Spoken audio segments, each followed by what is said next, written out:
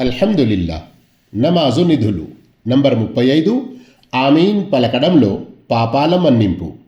హజరత్ అబూ హురైరా రదియల్లాహు తాలా అన్హు ఉల్లేఖించారు, ప్రవక్త సల్లల్లాహు అలైహి వసల్లం తెలిపారు, నమాజులో ఇమాం గైరిల్ మగ్దూబి అలైహిం వలద్దాలీన్ అన్నప్పుడు మీరంతా ఆమీన్ అని పలకండి.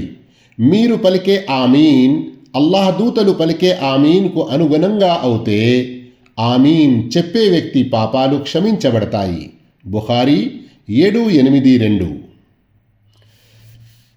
రుకు ఘనత.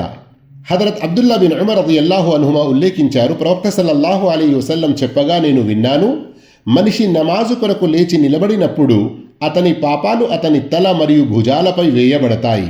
అతను రుకు మరియు సజదాలు చేసినప్పుడల్లా అవి రాలిపోతాయి, అంటే మన్నించబడతాయి. సహీహుల్ జామి 1671.